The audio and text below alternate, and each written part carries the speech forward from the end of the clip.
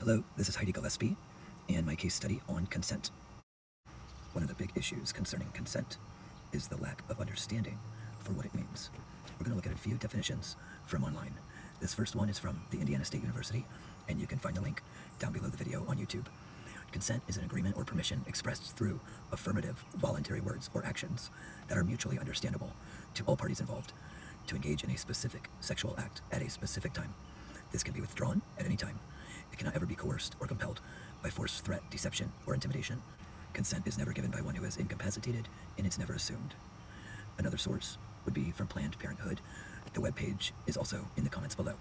It is freely given. It's a choice without pressure, manipulation, or influence from any outside source. It's reversible. Anyone can change their mind at any time. Informed. You can only consent to something if you fully understand what you are agreeing to. Enthusiastic.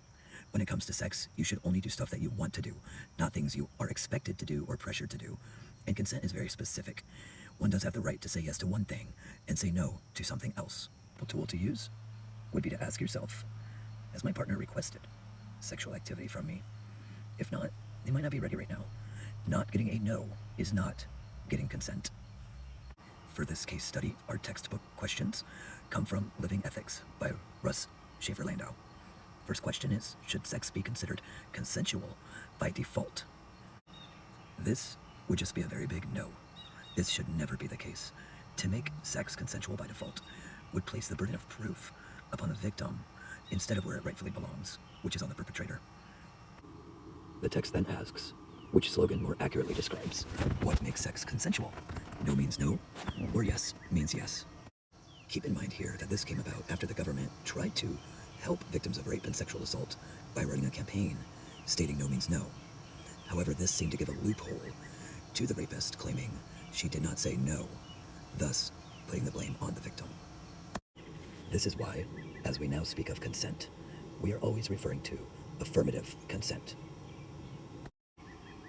Affirmative consent is more than a yes. The point of yes means yes is to focus on the willing, positive request for mutual activity between the parties.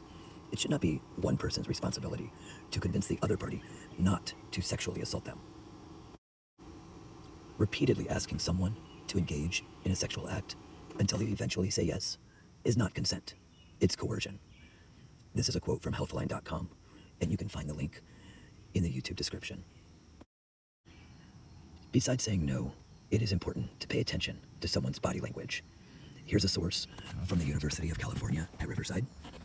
Some negative body language: silent, saying nothing, turning their head or body away from you, pushing you away, lying still, not participating, avoiding touch or not touching you. Read the article for a more in-depth look on noticing body language that says no. Moving on to question 3. Is a sex act rape if explicit affirmative consent was not given by all parties? So here we do have a yes.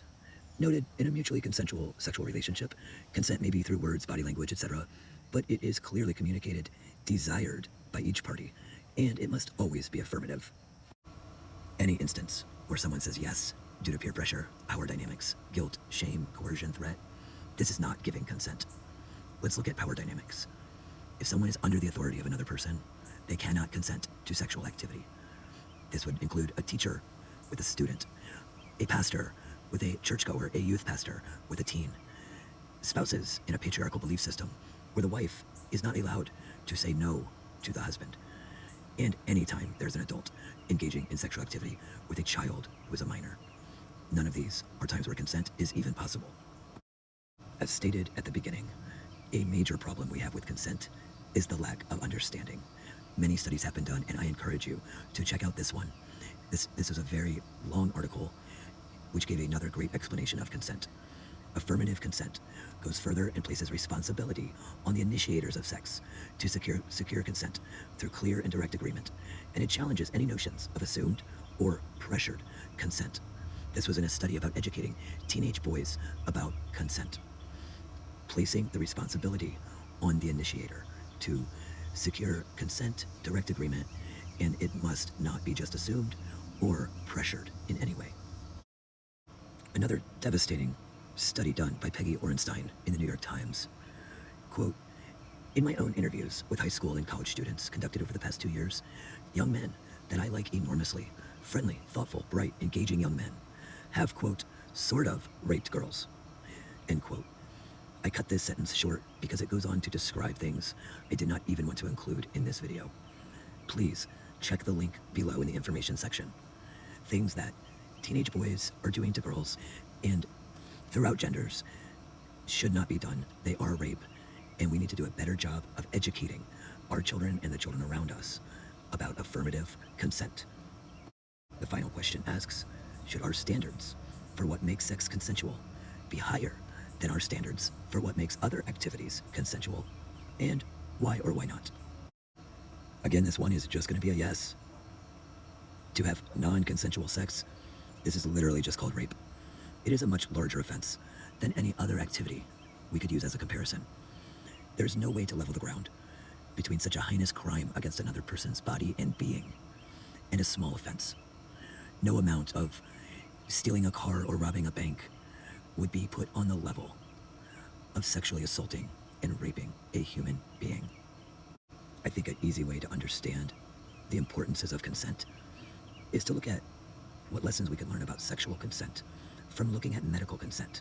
Here's a link provided from the National Library of Medicine stating, informed consent is the process in which a healthcare provider educates a patient about the risks, benefits, and alternatives of a given procedure or intervention. The patient must be competent to make a voluntary decision about whether to undergo the procedure or intervention. Informed consent is both an ethical and legal obligation of medical practitioners in the US, and it originates from the patient's right to direct what happens to their body, end quote. So much we can learn from this. Consent is informed. It means you know what is happening, what is going on. It means you know about the risks and the benefits. Hey, we're going to do this together. Okay, this is mutual, affirming, both people engaged and willing. And what about alternatives? Yes, there are alternatives. If there are not alternatives, you are not with a safe partner. This is a voluntary decision. Competent, not under drugs or intoxicated, competent to make this decision. It is the only right thing to do. Again, please check out the links below for more education and resources. But this is ethics class. Are there opposing views? How about patriarchy? Up until feminist ethics became recognized, the subjugation of women was universally accepted. Even still, it took the United States until the 1990s to even begin outlawing the rape of a spouse. Still today, many vehemently oppose a woman's right of consent.